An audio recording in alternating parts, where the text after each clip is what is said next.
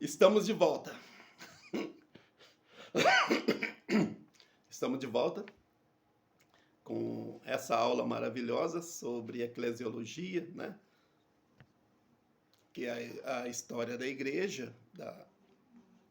E agora vamos continuar falando sobre o tema da igreja, das igrejas da Idade Média. Igreja doente e a igreja quase morta. Amém? Glória a Deus. Então, eu quero falar agora do ano 1000 em diante. Eu já disse para vocês que a igreja praticava tudo enquanto é tipo de mal. Eu disse para você que o povo desiludiu com a igreja, porque, apesar de terem muito poder, os padres, os papas, só tinha a igreja católica, né, claro, que representava a fé cristã, e eles não faziam nada pelo povo, só faziam para si mesmo, não é mesmo? E forçava o povo, através da Inquisição, a aceitar o cristianismo, não podia ter outra religião, amém? Só foi abalada pelo poder das cruzadas, né? Mas acontece que isso aí já é outra história que outro dia eu conto para vocês a respeito da cruzada, a cruzada e o evangelho, amém? Glória a Deus. Então vamos continuar no tema aqui. Antigamente só existia a Igreja Católica Apostólica Romana. Todavia, em 1054, ocorreu o cisma do Oriente, após a cisma do Oriente, né? E após o patriarca Miguel Cerulário, o fundador da Igreja Ortodoxa. Amém? Então, após ele ser excomungado, que ele não aceitou a situação dos papas, né? Então, ele se afastou. Foi a primeira divisão que houve, só havia a Igreja Católica. Então, a partir de 1054, ele foi excomungado pelo Papa de Roma, por causa da Igreja, né? Ele dizia que a Igreja tinha se afastado das pregações originais de Jesus Cristo. A Igreja se afastou da Bíblia. Então, aquele que se afasta da Bíblia é afastado de Deus, né? Então, por essa razão, né, o Papa Miguel Cerulário, ele acusou o povo de estar extrapolando no castigo da Inquisição, etc. E ele foi excomungado pelo Papa. E aí, o que aconteceu? Dessa forma, Cerulário proclamou a separação oficial entre as duas igrejas, Igreja Católica e Igreja Ortodoxa. E doravante passou a existir, né, a Igreja Católica Apostólica Romana e a Igreja Ortodoxa no Oriente, certo? Na Europa, Igreja Católica Apostólica Romana. Lá no Oriente, né, lá para lá da Grécia, da Turquia, por ali, instalou, os países ali mais para o Oriente, instalou-se a Igreja Ortodoxa. E então, a partir deste movimento, o povo começou a se libertar da Igreja Católica, por essa não estar seguindo os preceitos, seguindo essa palavra, né? A igreja era guiada por artigos de fé. Depois você pode examinar essa questão aí, que você vai encontrar, certo? Então, a partir dessa divisão surgiram vários homens de Deus dispostos a reconstruir a fé do povo, além do Miguel Cerulário, né? Então, ali foi fundado os conventos, por exemplo. Nessa época que criou os conventos, o convento beneditino, dos beneditinos, né? O convento beneditino, por incrível que pareça, foi criado, né, por São Bento, no Monte Cassino, em Roma, em Nápoles. Os cistercienses, né, que foi fundado por Bernardo de Clairvaux, e os franciscanos, em 1209, por São Francisco de Assis, que eram também chamados frades cinzentos, e o convento dominicano, fundado por São Domingos, em 1215, que também eram chamados de frades mendigantes ou frades negros. Esse convento aceitava, inclusive, mulheres. Numa época que fala que mulher não pode ser pastora, aquela época, os conventos aceitaram, o convento dominicano, né, passou a ser, né, aceitar a mulher. Glória a Deus, salve as mulheres, glória seja dado o nome do Senhor. Então, irmãos, na sociedade assim mais evoluída, essas pessoas que saíam da Igreja Católica, eles tinham que fugir para as cavernas do norte do Egito, depois organizaram e construíram assim esses conventos, porque se a Igreja Católica descobrisse, ela ia lá, matava o pessoal, né? Guerreava contra eles. Então, é comum ver esses filmes com luta em castelo, né? É mais ou menos isso. Na sociedade, homens notáveis como Anselmo, Abelardo, Bernardo de Clairvaux, o Tomás de Aquino, Pedro Valdo, João Wycliffe, João Hus, Jerônimo Savonarola, William Tyndale, né? E outros lutaram para que a igreja voltasse aos trilhos, né? Esse pessoal que tinha dinheiro, que era empresário, lutaram. Porém, eles foram violentamente trucidados pela Inquisição e a chamada Fogueira Santa, criada pelo Papa Gregório IX, em 1223, por meio da bula de Licer ad Capiendos. Licete ad Capiendos. Né? A gente está falando porque você tem que ler lá, né? E provar para quem te pergunta aquilo que você está falando, né? A gente não pode falar besteira. Glória a Deus. Então, foi dessa forma que ao invés de crescer e cumprir o ID de Jesus, a igreja enveredou cada vez mais no pecado.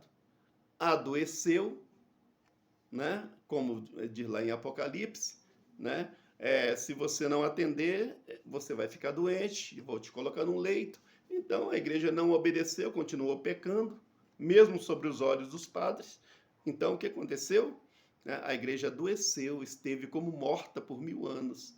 E só reencontrou a verdade em 1517, por intermédio de Martinho Lutero, né? Que usando como ferramenta o prelo de João Gutenberg, né? O prelo de João Gutenberg. Glória a Deus.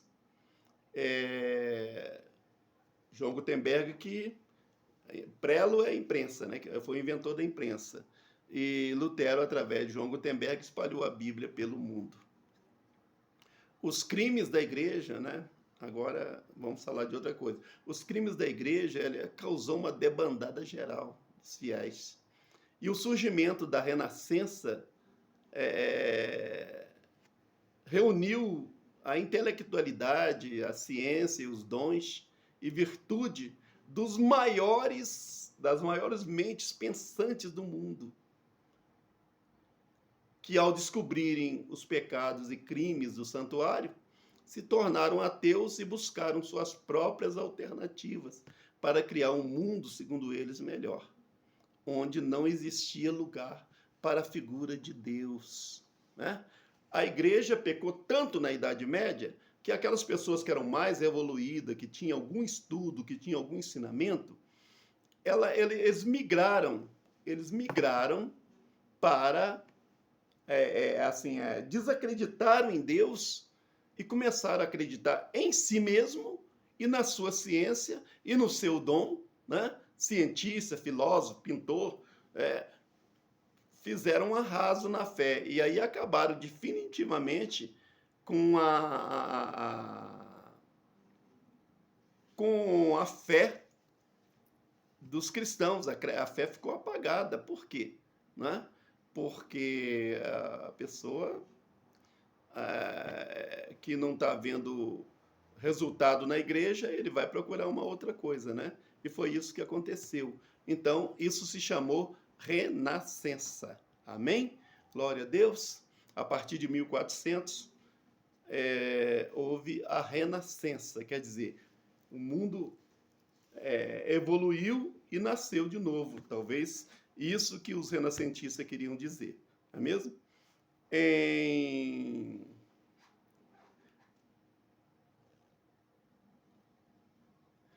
Eu lembro que a igreja pecou tanto que em 1992, na ilha São Tomé e Príncipe, na África, o Papa João Paulo II pediu perdão por todos os crimes da Igreja Católica na Idade Média, sobretudo pela Inquisição, que matou tantos milhões de pessoas, né?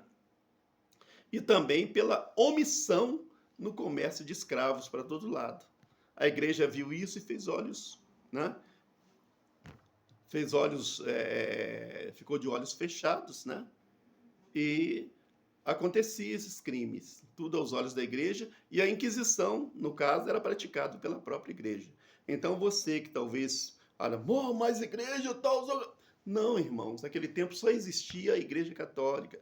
Se existisse a igreja metodista, batista, talvez pudesse fazer também, mas naquele tempo só tinha a igreja católica. Por isso que foi a igreja católica que se omitiu, que mentiu, que enganou, que queimou pessoas que não eram para ser queimada na Inquisição, certo? É por isso que a gente fala de Igreja Católica. Mas o próprio Papa João Paulo II, que você conhece, pediu perdão de joelhos ao mundo, televisado. Quem é mais velho, né, sabe disso. Ele pediu perdão de joelhos pelo crime cometido pela Igreja Católica, Apostólica, Romana na Idade Média. Amém? Então, veja bem o que a igreja perdeu, né, irmãos? Glória seja dada ao nome do Senhor. Em que pese a reforma protestante de Martinho Lutero, da fundação de várias denominações, como a Igreja Luterana, Presbiteriana, Calvinista, Batista, Congregacional, né? E o esforço, né? E os esforços da Igreja Católica para recuperar o seu prestígio, sobretudo a Igreja Anglicana da Inglaterra, né? A partir de 1413, com o início das grandes viagens marítimas e as grandes descobertas também, que foi a partir de 1413, a centralização e o poder da igreja ruiu. Viu, irmãos? A igreja pegava tudo com a mão, sabe, e não deixava escapar nada. Mas isso, em 1413, a partir de 1413, começou a ruir. A igreja começou a ruir. Que igreja que era? A igreja católica, porque só tinha a igreja católica. Amém, irmão? A igreja cristã, vamos dizer assim, a igreja cristã. Ruiu. Então, e agora, essas pessoas que surgiram, que substituíram, né? Substituíram não, que passaram a ter mais voz no mundo, eles valorizavam mais a figura do homem e sua intelectualidade do que a própria fé. E isso gerou consequências que hoje a maioria dos homens valorizam. Até hoje, né? A maioria dos homens valorizam mais a ciência do que o próprio Deus. Por que os homens valorizam a ciência? Porque muita gente não crê em Deus. Muita gente se pergunta, né? Por que muita gente não crê em Deus, pastor? Por quê? Porque lá atrás a igreja errou. E a igreja errando atraiu a ira de todo mundo. E esses homens que seguem ainda essas pessoas que se afastaram da igreja, eles têm medo da igreja voltar a ser o que era. Amém? Glória a Deus. Então, ali, a igreja errou tanto que todo mundo se afastou. Todo mundo se esfriou. O Espírito Santo, né? Aí apareceu Martinho Lutero lá, fez a reforma, mas a igreja católica também fez uma reforma, uma contra-reforma, né? No Concílio de Trento, mas não adiantou muita coisa, não. Continuou a igreja fria, vazia, e surgiu o renascentismo. Essa idade média foi considerada a idade das trevas, viu, irmão? Considerada a idade das trevas, idade negra, viu? Então, você pergunta a qualquer professor sobre a idade negra, todo mundo sabe. Então, com o fracasso espiritual da igreja na Idade Média, por volta de 1550, o George Vasari, ele fundou o renascentismo, né? Que aboliu a visão teocêntrica, né? Que enxergava Deus como centro do universo e deu lugar a um pensamento antropológico que coloca o homem como a figura central do universo. Ou seja, o humanismo e o racionalismo. Nos anos... Né, o renascentismo é isso. O renascentismo nasceu valorizando mais a figura do homem. Kant disse, eu penso, logo existo. Então ninguém precisa pensar por mim. O padre não precisa pensar por mim. O pastor não precisa pensar por mim. Eu penso, eu sei ler, eu interpreto do jeito que eu quiser. Tá bom? Era mais ou menos isso. Então, essa teoria de Jorge Vasari, ou Vasari, né, ela atraiu a muitas outras pessoas, como os cientistas e filósofos, como Galileu Galilei, né, Copérnico, terminou os estudos de Copérnico, Charles Kepler, o Francis Bacon, que criou o fundador do método científico, né? René Descartes, Isaac Newton. Né? Francis Bacon era mais moderado, mas os outros, René Descartes, né? René Descartes era terrível, né? E Isaac Newton, que foi o pai da ciência, né? O René Descartes fundou o racionalismo, que o homem não precisa de Deus, né? O homem é autossuficiente. Se o homem pensa, se o homem constrói, se o homem tem capacidade de fabricar um navio, então ele não precisa de Deus. Esse era o pensamento do pessoal da Renascença, né? Glória a Deus. Então, essas pessoas famosas todos se juntaram num bloco para criar uma sociedade alternativa à igreja. Então, artistas e escultores como Leonardo da Vinci, Michelangelo, Rafael, Sanjo, Donatello, Sandro Botticelli, né? O Sofonisba Aguissola, o Massácio, né? Em 1428, né? Essas pessoas tudo se uniram ao renascentismo. E tudo isso vai prejudicando cada vez mais a igreja. Por isso que a igreja não está com 4, 5, 6 bilhões de pessoas. Porque houve essa queda na Idade Média e isso ocasionou o que nós estamos passando hoje. Inclusive, a vida social que nós levamos hoje é consequência do desmando da igreja lá, que não primou em obedecer, em fazer conforme a palavra de Deus. Amém? Então, aí surgiu também, a partir do renascentismo, veio o iluminismo, né? Veio o iluminismo, né? Esse iluminismo, ele foi criado lá no iniciozinho por René Descartes, né? E foi criado por René Descartes e depois, né, agregado o Francis Bacon também acatou, o John Locke, foi engrossado por Isaac Newton, Voltaire, Jean-Jacques Rousseau, o Adam Smith, e isso visa... O que é o iluminismo? O iluminismo visa substituir a fé, né, pela razão e racionalismo, viu? Para garantir o progresso da humanidade, tirando do mundo a visão política atual que praticamente atinge todo o planeta, com raras exceções. É assim, ao invés de você ficar falando, Deus vai fazer, aí você fala assim, eu posso fazer, eu tenho capacidade de fazer, se eu não tenho capacidade, eu vou buscar, e de um jeito ou de outro, eu vou fazer. Quero fazer essa caneta, eu vou fazer. Não vou pedir ajuda de Deus, vou fazer. Certo? Então, essa é a teoria dos iluministas. Porque se pensava que se eu ficar buscando em Deus não vai dar nada, vou ficar atrasado igual na Idade Média, que a igreja não progrediu, não fez nada, e várias pessoas que eram inteligentes morreram, debandaram, e ficou aí e ninguém fez nada. Então eu vou fazer pelas minhas próprias mãos. Tentar com minhas próprias mãos. Até eu aprender, até eu fazer. Eu sou humano, eu sou racional, certo? e não precisa da ajuda de Deus. O homem é autossuficiente. Em outras palavras, né? O homem seria autossuficiente. Depois do iluminismo veio o marxismo. Estou falando com você. Você deve estar assim, porra, cara, chato. Por que fica falando essas coisas? Eu fico falando porque é o mundo que nós estamos vivendo hoje que foi trago por essas particularidades que eu estou te falando. Vai escutando só. Então, do iluminismo veio o marxismo, né?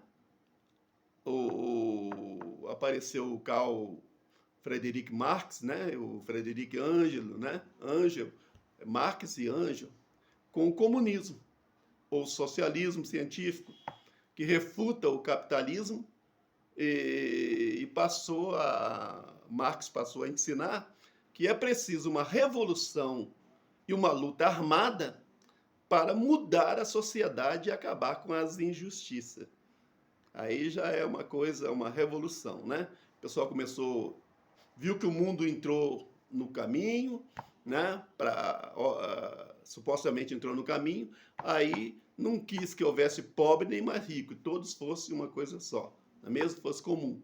Seria uma revolução proletária ou revolução operária, em que os operários fossem igual os patrões, né?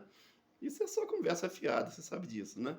Então, uma revolução classista em que o proletariado tenta ocupar a posição da classe dominante, subordinando outras classes mediante a tomada do governo.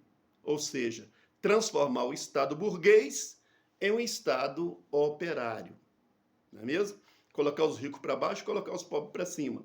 Mas a gente sabe que não é isso que acontece, né? Todo mundo hoje em dia está mesmo capitalista. Então, Marx teria dito que a religião é o ópio do povo, que o homem faz a religião, mas a religião não, o homem faz a religião e a religião não faz o homem, não é mesmo? A religião é o ópio do povo porque contribui para a visão distorcida de si e do seu